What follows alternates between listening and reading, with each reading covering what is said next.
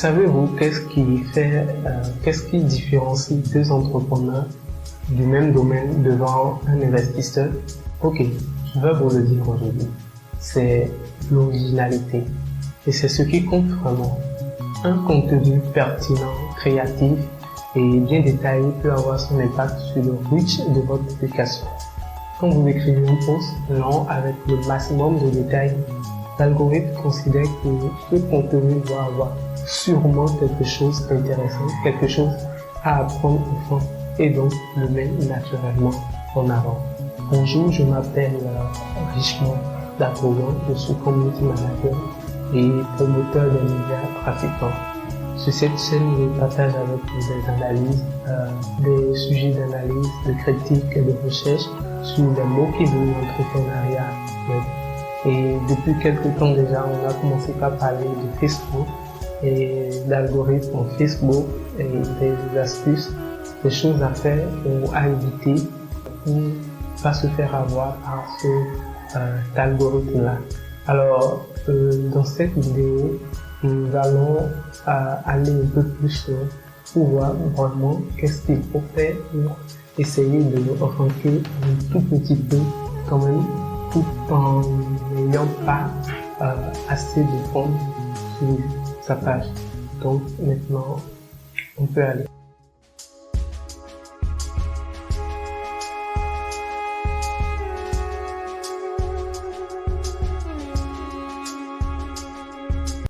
Concrètement, lorsque vous postez une publication sur Facebook, l'algorithme se met en marche et analyse votre contenu. Quel type de contenu est-ce?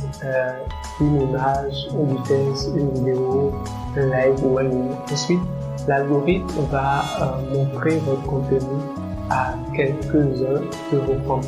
C'est là que vous allez apprécier ce que je vais dire ensuite.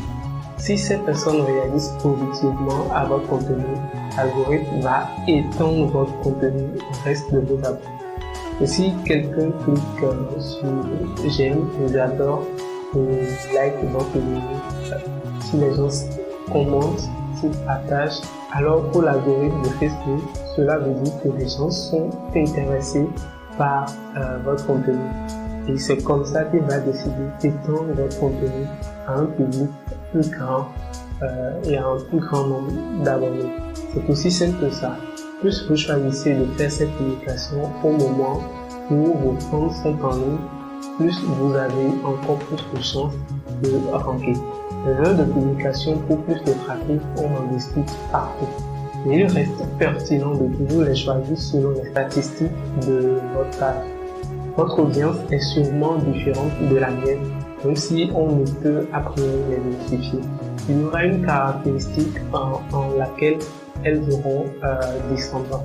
Récemment, dans mes recherches, j'ai lu sur un article de Noadu que les horaires entre 22h et 23h sont celles qui marchent les plus.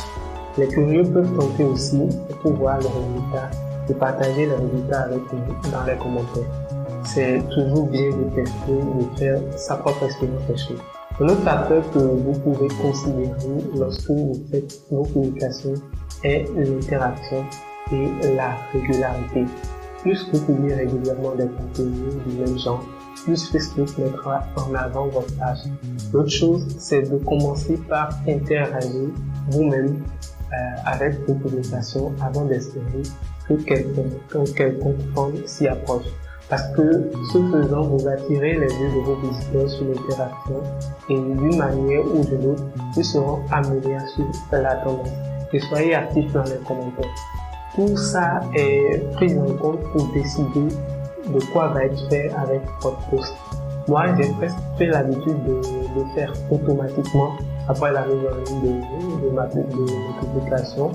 Je m'accorde un peu de temps pour liker, laisser un commentaire et même commencer par la partager. Parce que si l'algorithme de Facebook refuse de basculer en votre faveur, vous pouvez faire le travail vous-même. Après, il faut voir que laisser les fonds partager eux-mêmes, c'est voir l'impact de vos contenus sur l'audience et l'engagement qu'elles manifestent. Donc, à vous de voir comment faire le boost de tout ça pour faire passer plus efficacement vos messages. Quand bien même nous savons tous désormais que le nombre de likes et d'abonnés que nous disposons sur nos pages compte peu pour le développement de la page, il ne faut surtout donc pas manquer quand même d'en attirer le plus possible dès que l'occasion se présente, puisque évidemment elle ne sert pas de général. Ce que je vous propose de faire, c'est de profiter des premières interactions des visiteurs avec votre page pour les inviter à devenir officiellement fans.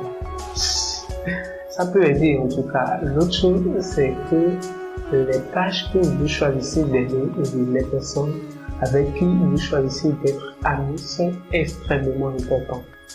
Ces informations permettent à l'algorithme d'avoir une idée de base sur le contenu qui pourrait vous intéresser. Et pour ce faire, vous pouvez décider de créer un compte Facebook à part entière pour l'entreprise et faire un ciblage d'agents d'anonymes, je veux dire ceux qui seront susceptibles d'être intéressés par vos contenus, et utiliser ce compte pour assurer la gestion de l'animation de la page. Cela ne gêne en rien si vous avez déjà un compte que vous utilisez pour faire le travail. C'est juste un simple acte qui marche et que j'ai envie de vous conseiller. Si entre-temps vous constatez que l'audience est bien engagée et aime vraiment ce que vous faites, vous pouvez aussi vous permettre de l'inviter à faire la configuration, voir en premier au niveau de sa page ou au niveau de la page pour vous faciliter la vie, ou carrément mettre en place un groupe Facebook et l'inviter à le rejoindre et combien le sont d'apporter vraiment de la valeur à cette communauté. Il s'agit peut-être du critère le plus important et c'est la raison pour laquelle on dit toujours qu'il faut privilégier la relation avec votre communauté plutôt que le nombre de fans que vous cherchez partout. Concrètement, plus vous interagissez avec une page, plus Facebook aura tendance à vous montrer les publications de cette page dans votre fil d'actualité. D'où l'importance d'avoir des interactions sur vos publications.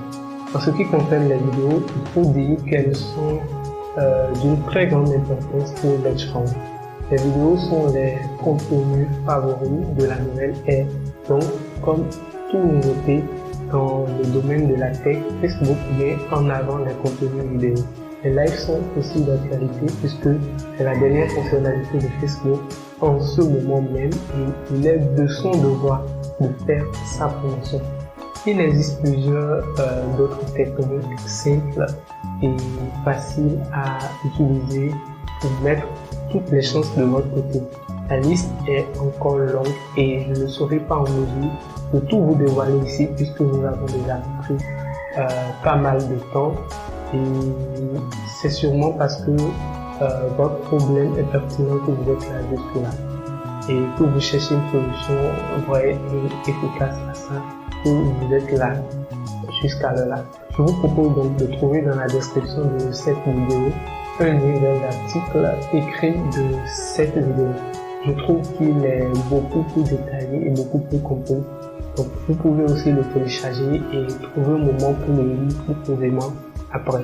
Tout ça, ça se passe dans la description.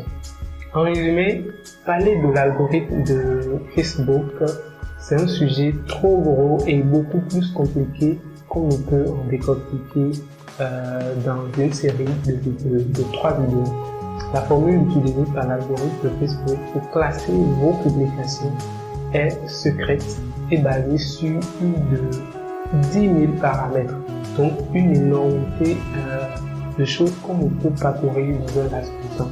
Pour autant, on peut tout de même décrypter les plus importants et c'est ce que nous venons de faire.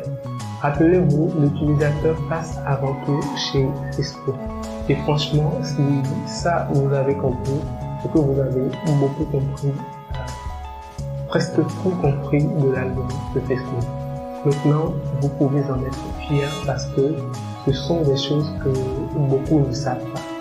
J'ai à ma disposition une dizaine de pages que je gère et c'est grâce à cette technique que j'arrive à survivre, pour ne pas dire, en tout cas survivre et à rendre compte un peu plus fièrement à mes clients en fin de mois. Je profite pour vous rappeler que je suis community manager de profession et je travaille en présentiel au national comme à l'international. Donc si vous avez besoin d'un quelconque soutien dans ce sens, vous pouvez m'inviter. Maintenant, vous savez ce que vous devez faire. Faites-le et revenez partager avec nous vos résultats. Et surtout, n'oubliez pas de vous abonner si vous ne l'aviez pas encore fait jusque-là et de laisser un pouce en l'air si je le mérite vraiment. À très bientôt pour une nouvelle aventure. C'était Richemont Dakogan, community manager, promoteur des médias trafiquants. Salut.